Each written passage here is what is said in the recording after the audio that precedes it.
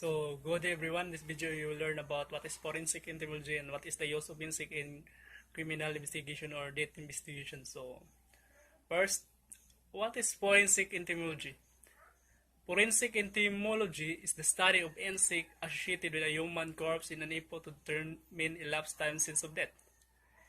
Insect evidence may also show that the body has been moved to a second site after death, or that the body has been disturbed at some time, either by animals or by the killer returning into the scene of the crime.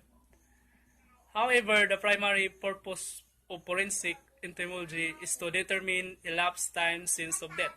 So, most cases involved of forensic entomology are 72 hours or more old.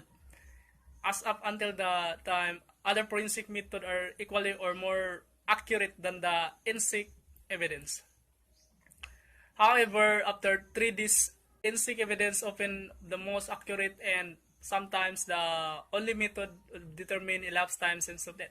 So, there are 2 main ways of using insect to determine elapsed time since of death. The first one is using successional waves of insect, and the second one is using maggot age development.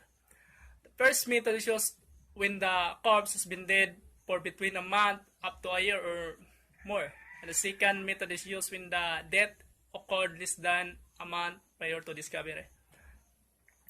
So, the first method is based on the fact that the human body or any kind of cryo supports a very rapidly changing ecosystem, going from the fresh state to dry bones in a matter of weeks or months depending on geographic region.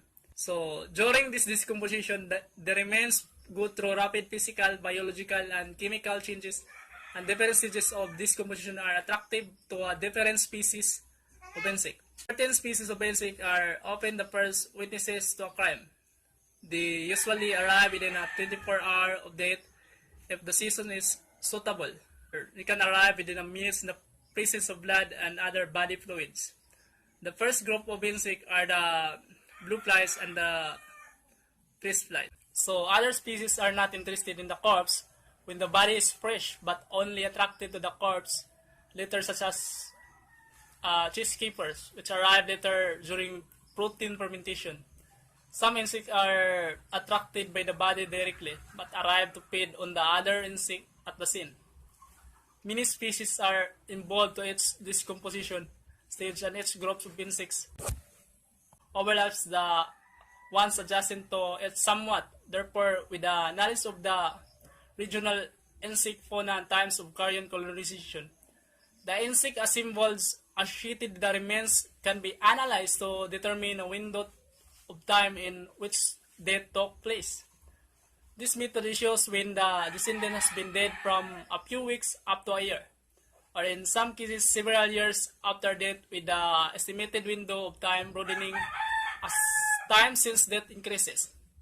It can also be used to indicate the seasons of death, early summer.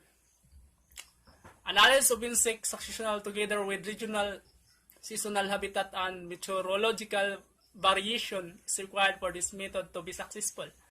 The second method, that is using maggot age development, can give a date of death accurate to a day or less, or a range of days, and is used in the first few weeks after death. Maggots are larvae, immature stages of the Ptera or toe-winged flies. The insects used in this method are those that arrive first in the corpse, that is the Calliphora or the blue flies. These flies are attracted to a corpse very soon after death. So, these insects lay their eggs on the corpse, usually in a wound area, present or if not, in any of the natural orifices such as nose, eyes, ears, anus, etc. Their development follows a set is predictable cycle. The insect egg is laid in the batches on the corpse and hatches after a set of period of time into a first instar of cells larval. The larva feeds on the corpse and molts into a second instar larva. So the larva continue to feed and develop into third instar larva. The stage can be determined by size and a number of spiracles breathing holes. When the third instar, the larva continues to feed for a while, then it stop feeding and wanders away from the corpse, either into the clothes or soil, to find a safe place to pupate. The larva then loosens itself from its outer skin but remains inside. This outer shell hardens or turns into a hard protective outer shell or pupal case, which shield the insect as metamorphosis into an adult. Freshly formed pupal are pale in color but darken to a deep brown in a few hours. And then after a number of days, an adult fly will emerge from pupa and the cycle will begin again. With the adult emerge in the empty pupal case is left behind as evidence that a fly develop and emerge.